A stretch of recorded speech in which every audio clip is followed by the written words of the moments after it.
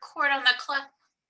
We're recording, and I am going to throw us up on Facebook Live real quick.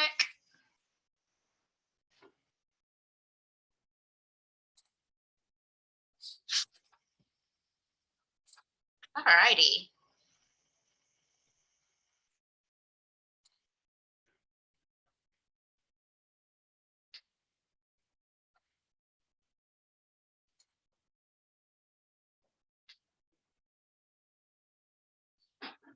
Oh, we got Janelle. Awesome.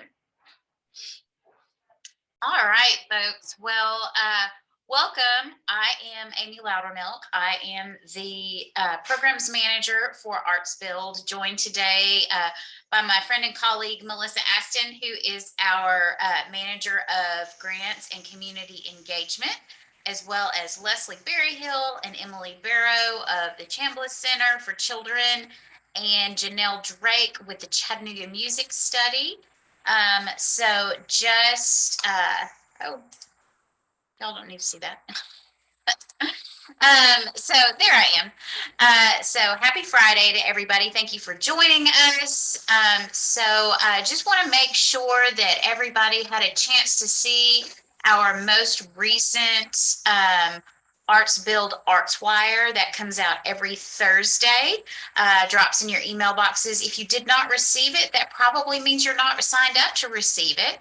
So you can go to our website, artsbuild.com, and as soon as you log into that website, you will be prompted to enter your email address, and you can register for that. And in that weekly newsletter, you'll see announcements about grant funding from ArtsBuild, from other state and local resources, as well as opportunities with other arts and culture organizations in and around the Chattanooga area for employment, for projects, for calls for artwork, and lots of different opportunities there. So without further ado, I wanted to introduce everybody to our guests today, who are going to be telling us about some great things that are going on in the community. So in just a second, we will be hearing from Janelle Drake, who is with the Chattanooga Music Study. The Chattanooga Music Study seeks to engage members of the local arts and music community to explore the city's music scene. It is a community-wide survey that will launch later this summer, and Janelle's going to tell us more about that. It is part of a collaboration between Chattanooga Tourism Company, the Lyndhurst Foundation, ArtsBuild, and the City of Chattanooga. After that, we'll hear from Lesley Berryhill and Emily Barrow to tell us more about the celebration of the Chambliss Center's 150 years of serving children and families in our community. So we've got a great celebration coming up in October that these ladies are going to tell us about, and tell us how you can contribute and volunteer and take part in that. As well as attend the event. So thanks again, everybody, for joining us. And with that said, I'm going to hand things over to Janelle. Once we get done hearing from these great ladies, folks in our community will have the opportunity to give announcements if you've got something that you'd like to let us know about happening with you or your organization in the arts and culture community. So thanks so much. And Janelle, I hand things over to you, ma'am. Thank you, Amy. Thank you so much for allowing me to come in and be a guest here and share about this opportunity. My name is Janelle Drake again, and I have the awesome privilege to work with some amazing organizations, the Chattanooga Tourism Company, Lyndhurst Foundation, ArtsBuild, and the City of Chattanooga on the Chattanooga Music Census. We're really excited about this work because it's allowing us to take another look at how music impacts our city's economy. And so later this summer, we will be launching a music study. Actually, you can expect that to come in September. And so we're going to be asking anyone that plays or sings or listens to or hosts music in any type of way to participate in that. You'll have the opportunity to share with us some really helpful information that will lead us to how we can better support musicians and artists in our area, as well as taking a look at, music education and venues and local independent artists. So really excited about the opportunity, and we know that you all are extremely valued stakeholders here. And so we really wanted to give you guys a heads up and just let you know what is to come. All right, Janelle, do we have any questions in the group about the Chattanooga Music Study? That just jump on in, feel free to unmute yourself and ask Janelle any questions you might have about that. And I know we've got representatives from the city and from the Lyndhurst Foundation here, as well as ArtsBuild, who would be happy to answer any questions you might have.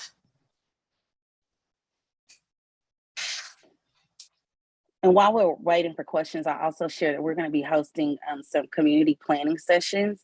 And so if you are interested in participating, I'll drop my email in the chat, and we'd love to have you.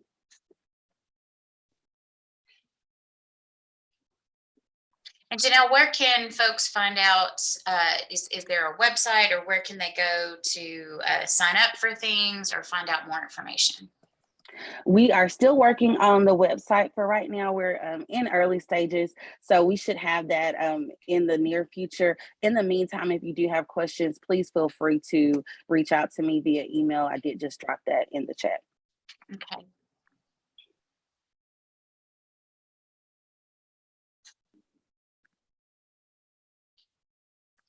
We got one question from the group.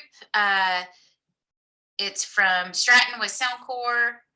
He's asking, do you all want folks who are attending here to help publicize the effort right now, or should they hold off until there are more public calls for involvement?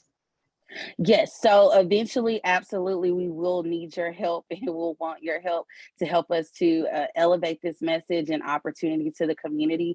Part of those planning sessions will be kind of getting organized around that effort, and so making sure that we're all on the same page. So not right now at the moment, but in the very near future, absolutely. Okay. Thank you, Stratton.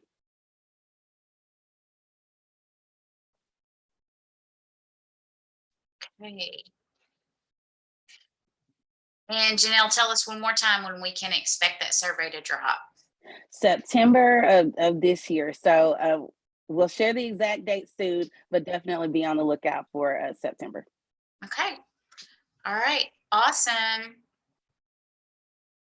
Well, thank you so much. And we'll go ahead and move on to our ladies with the Chambliss Center. Thank you, Janelle. Again, folks, in September is when the Chattanooga Music Study survey will start. So be on the lookout for that. Janelle's put her email address in the chat. So yeah, just let us know if you've got any questions about that, or have any plans to help participate. Just now realized my video was off.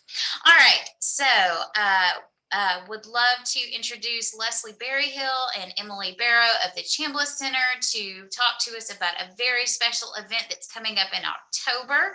So I can't believe July is almost over. So we're talking about September and October. So, but maybe that means that it'll be a little cooler outside. So Lesley, Emily, tell us a little bit about what you guys have going on this fall. Thank you, Amy, and thanks for the invitation to be here. So Chambliss Center for Children is we're celebrating our 150th anniversary this year. I've been a volunteer with the agency for many years and came on staff about 7.5 years ago. And when I came on, realized we didn't really have a great public big event here on our campus. And we've got a great campus if you've ever seen it. We're in Brainerd, off Germantown and Brainerd Road, about 2 blocks back behind the Walgreens. We have 17 acres, and we have so many events throughout the year. It's not been anything that we've push to create another event, but our 150th anniversary seemed like a great time to really have kind of a homecoming and a celebration here for the community. So that's what we're planning. It's going to be October 22nd from 10 a.m. to 4 p.m. here on our campus. We are partnering up with Read 20, which is, I'm sure most of you are probably familiar with, a county program to do what they, in the past, they've done a Storyland maze at the river park, but we're going to have a Storyland trail. So they will be working with groups throughout the community to bring children's books to life. And we have a great trail that runs through our property that we'll be setting up these stories on. But again, we have 17 acres. We want to animate the whole place. So we've got arts and crafts planned. I need to pull out my list. It's a long list of different things, one of which is going to be a stage that we want to keep animated throughout the day. So probably utilizing some of the children in our programs, some groups that they might be in, but we also would love to have some real professional community artists that are participating in this event. Performance, interactive performance. We've talked about having kind of a mural project going on. We have a great wall that needs to be, the mural needs to be refreshed. So we're looking at lots of these different things and would love to have artists in the community involved with this event who want to be. Us being here came about because we approached ArtsBuild about not going out, us not having to go out and beg artists to be involved for free, that we want to be able to offer some compensation for people participating in the event. So that's how we ended up here talking to you all, and we've put in an application for a grant from ArtsBuild, and we hope that comes through. But regardless, we're going to plan on figuring out how to have the funds to pay some artists to participate. So that's one part of us being here, is to let you all know about the event. And if you have an interest in being at the event, it is going to be geared towards children and families. And we really do want some kind of interactive, or maybe just some performance. We've already had the Chattanooga Ballet has said they would like to be here, and it would be a great opportunity for them to be in front of an audience that they may not be in front of as much as they should. So that's one part of it, but we also would love your help in just spreading the word. It is a free community event. We want people to come see this monstrous buildings and an area that they've driven by before and not really known exactly what goes on at Chambliss Center for Children. We're going to do tours of our buildings and just really welcome people in into the fold of our family here, and let them see what all happens at Chambliss Center for Children, and just have a fun day. I mean, it's going to be we know it's going to be a beautiful fall day, so we're gonna go with that and make plans for that. But Emily, I don't know if you want to add anything else. I think you covered it well. I think what makes this event unique and special is that it's not a fundraiser. It is really a celebration of 150 years in the community, and we would not be here if it wasn't for our supportive community. So we're just excited to celebrate with everybody. It's a great event for us to invite families that we serve, that are many times our neighbors, that often aren't able to participate in some of our fundraisers because we're raising money and it's out of their price range. But this event is different, and like Lesley said, it's like a homecoming for the community, because a lot of people pass by and they either know us well, or they don't know anything about us, or they still think we're an orphanage and we're not. So we're really excited about this and bringing a lot of people in our community together that day. Yeah, and just briefly, for those of you who aren't familiar with Chambliss Center, we are a 24-hour a day childcare facility. So we offer childcare 24 hours a day for anyone whatever shift they may work. So we don't have children who actually live here on our campus anymore. But if they need to sleep here because their parent works third shift, they can be here during those hours to have care. And then we recruit and train foster families in the community.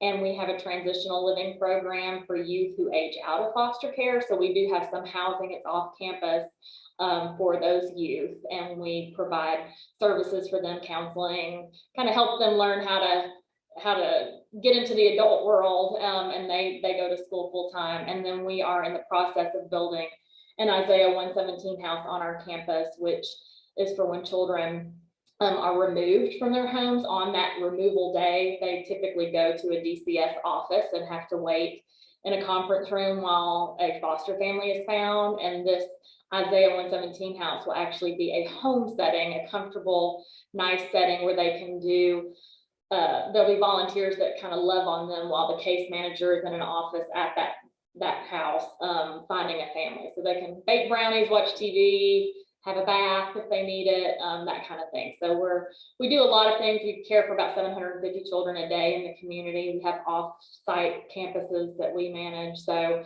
there's a lot that's going on, and we're just really wanting to celebrate it this year. It's a big milestone, and we're looking forward to it. And I see that Melissa put our website up. Like Janelle, that's still in process.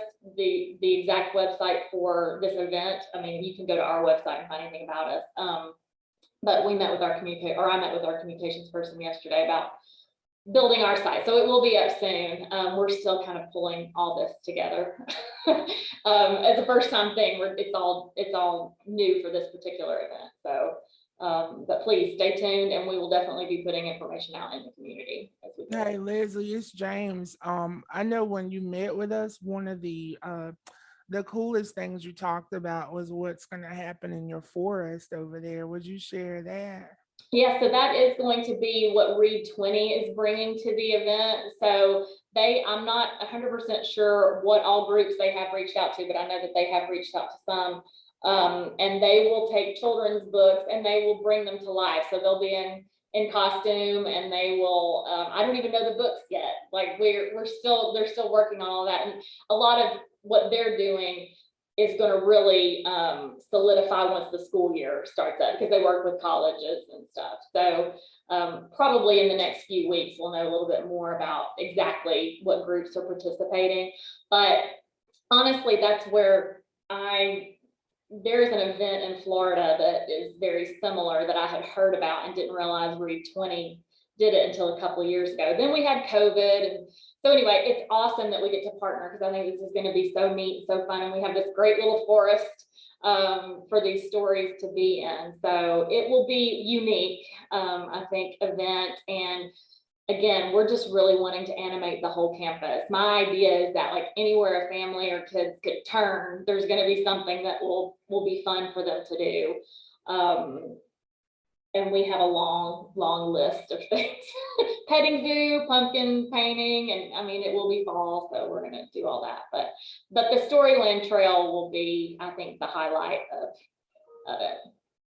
So Lesley, can you go over one more time how you'd like the arts community to engage? Because we've got lots of organizations here representing our arts and culture organizations. And so what is your hope for them to be involved?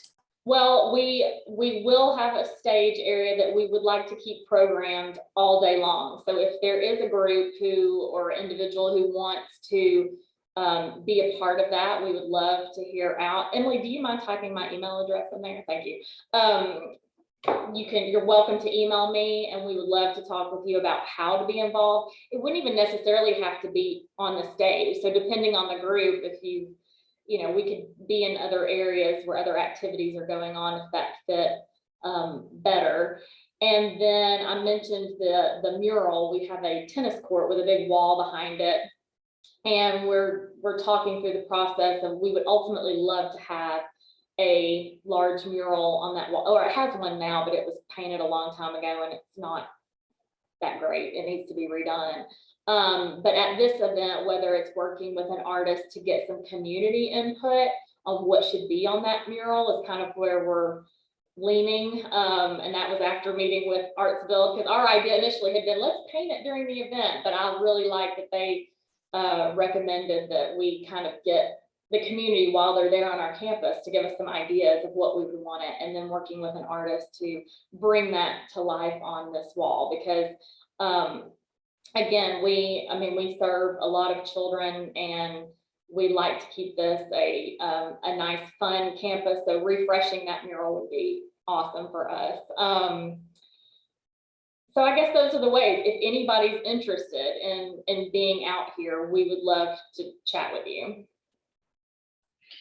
And outside of the event, what other ways can folks with our arts community engage with the Chambliss Center?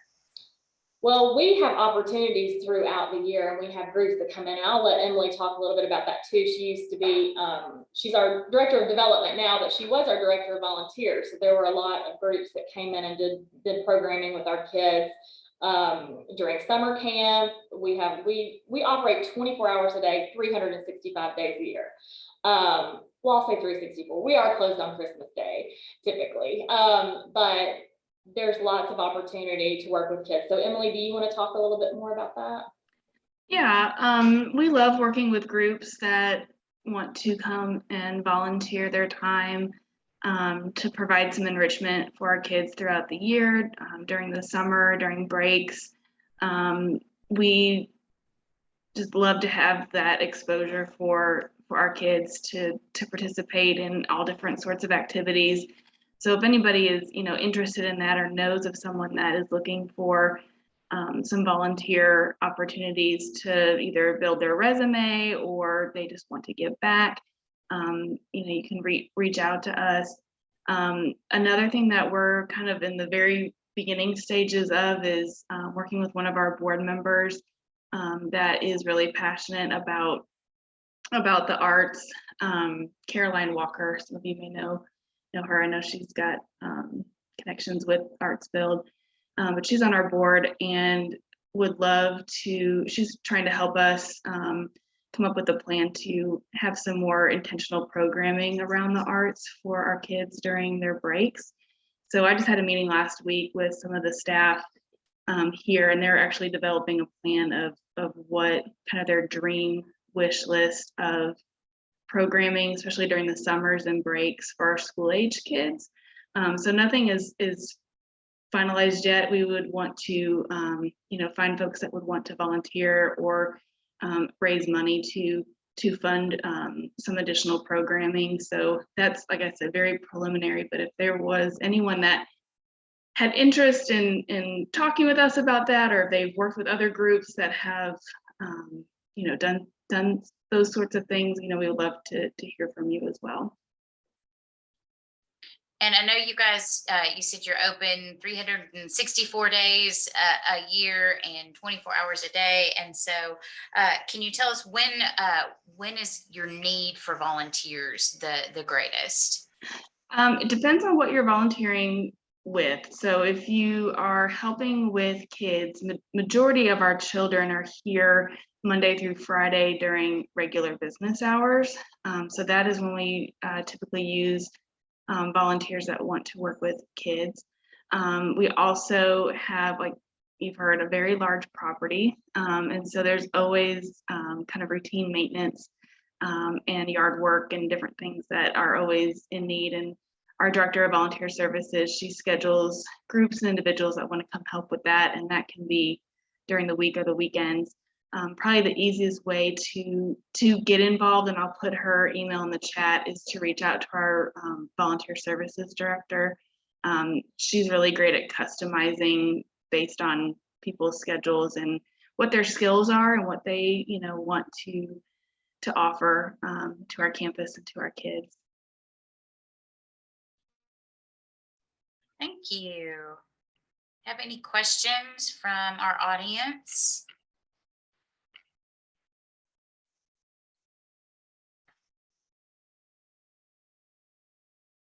All right, well, Emily gave us Miss Lesley's email address in the chat, so snag that as well as the Chambliss Center's website. And then, oh, thank you for including Dana's information. Appreciate that, Emily. So speaking of children, ArtsBuild does have some opportunities for those of you who work with young students or in the early childhood atmosphere. Coming up this fall, we've got several opportunities for you all to work with master teaching artists, with teacher training workshops. You don't necessarily have to be a regular classroom teacher. ArtsBuild is committed to arts integrated teaching and learning. And we work with our partner in education over at UTC, the Arts-Based Collaborative, to bring opportunities to our local educators for training and integrating the arts into the regular classroom. So some great opportunities for that coming up this fall during Arts Appreciation Week. That's the week of September 12th. We've got a teaching artist coming from the Kennedy Center teaching artist who will be working with us on shadow puppetry. We're also going to be working with the Tennessee Aquarium in October. That date is October 19th. For working with their Wash to Shore exhibit. And then we've got some other great opportunities coming up in the following semester. So please stay tuned. I know Melissa posted the how you can sign up for ArtsBuild's newsletter. I'm going to post that here, ArtsWire. There's a link to this week's ArtsWire if you wanted to click on that and see opportunities. Melissa, do you have any announcements that you'd like to share with the group? I do. Thanks for giving me the opportunity. I'm Melissa. I work with grants and community engagement here at ArtsBuild. We have some great things on the horizon. On August 1, we're launching our racial equity grant application. This round is for artists who identify as AAPI or Native American. And next Wednesday on the 27th, we're going to have an info session. I'll walk you through the grant process. We'll talk about what it means to get a grant from ArtsBuild, specifically in relation to the racial equity grant, the history of it. We're also going to have Charlie Newton on that info session. He was a Regia grant applicant, and he'll talk about his exhibit, The Black Bible, and the experience of going through the process. So really excited about that. We also have our Community Cultural Connections grant is live. It's up to $2,000.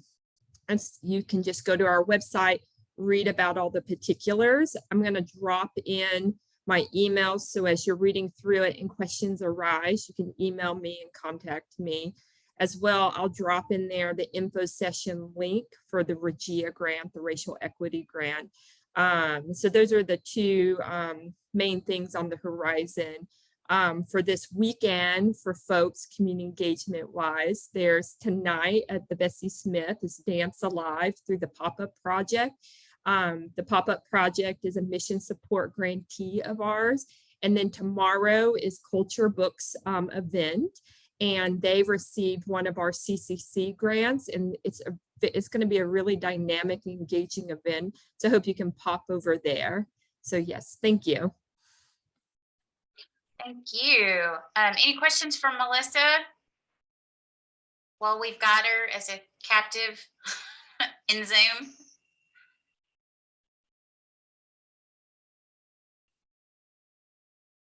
Okay. Do we have any announcements, since this is our monthly community Zoom? Any announcements from the folks in the audience? I'd love to hear about opportunities in our greater arts community.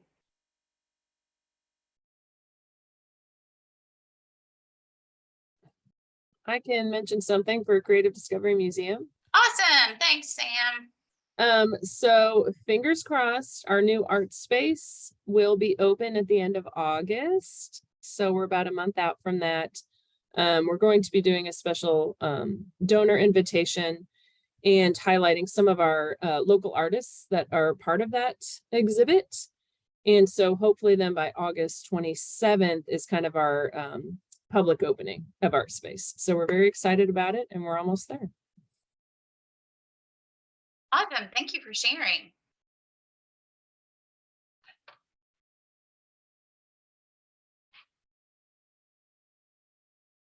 Any others? This is a great opportunity to share with our community.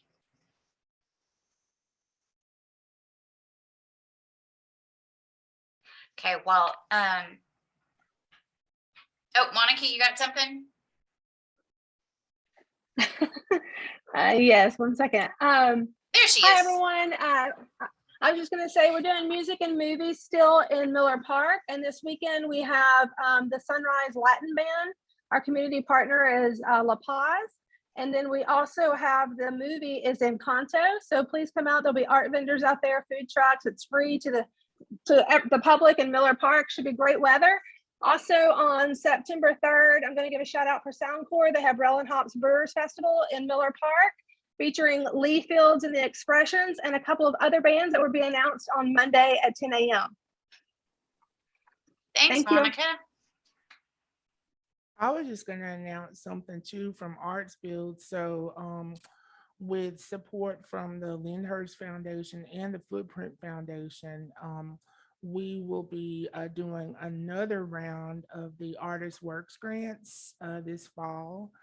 So be thinking of your ideas and the projects that you want to submit for that grant process. But with new funding, we're able to open that grant up again and bring it back.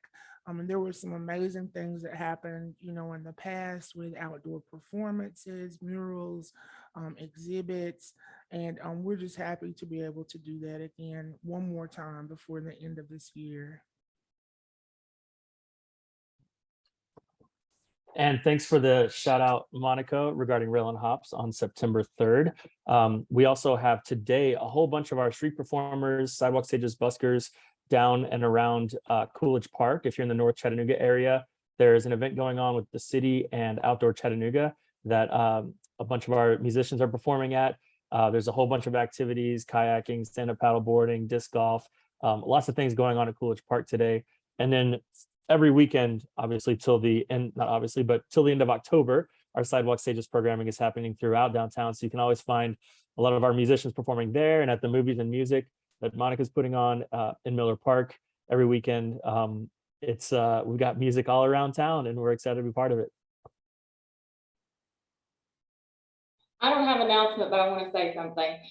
Amy, I noticed your Nightfall shirt. I worked for the Chattanooga Downtown Partnership in River City in the late 90s through 2008, doing Nightfall and all these events, dreaming of organizations like Soundcore that would be, I mean, because Carla Pritchard, who I'm sure a lot of you know, she loved to animate downtown, and to hear all that's going on, to know what ArtsBuild is doing, what all of you all are doing, Stratton, what you're doing with all the street animation. I mean, like, it almost makes me cry because I remember the days when that didn't happen in Chattanooga. This stuff was not happening. So thank you to you all. Thanks for having us here today. Oh my gosh, I can't believe I'm getting emotional. But anyway, I appreciate it. Thanks We for love when people get emotional. And thanks for that shout out too. You can catch me on the stage at Nightfall. Thanks to Stratton's hookup. I'm managing the Nightfall stage until the end of the season. So it's only supposed to be a couple of times, but it's the rest of the summer. That is a big job. A big job. It's a fun job. It's a fun job. Any others? All right, well, I'd love to give you back some time on Friday. I know we here at ArtsBuild have had a couple of really busy weeks, so anytime I can give time back to people, I love to do it. So with all of these announcements about surveys and celebrations and activating spaces with arts, wanted to remind everybody the beginning of the school year is upon us, which means we've got a lot of opportunities to engage with our public schools.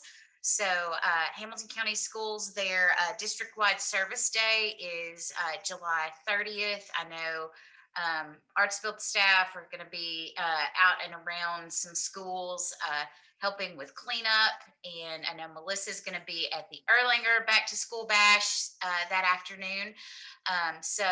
Speaking of that, ArtsBuild is collecting art supplies. So I'm going to put in our Amazon wish list. If you would like to contribute to that, you don't necessarily have to purchase from Amazon. I know Walmart's got some specials going on, and I definitely love to use those $5 off Saturday coupons at the Dollar General. They've got some things with their colored pencils and markers. So we definitely want to set these kiddos up for success and making sure that they have some really quality art supplies going into the new school year. So please contribute to that. We'll be taking donations up until August 5th. You can either drop them off at ArtsBuild, send them to us in the mail, or just purchase from our Amazon wish list. And then for that back to school, the district-wide service day, I'm going to post that in there for my friend Kate at the central office. So I hope your organizations can get together and choose a school to help out on that day of service. ArtsBuild will be at several back to school bashes, the one for Erlanger on July 30th, as well as the back to school bash for Hamilton County Schools on August 6th, and the annual Rock the Block at Brainerd High School on August 7th. So you can catch us there. Please donate. Let's get these kiddos stocked up on their art supplies. So with that, do we have any other announcements? Don't want to leave anybody out. All right, y'all. Well, I'm going to give you some of your Friday time back. Thank you all for joining us.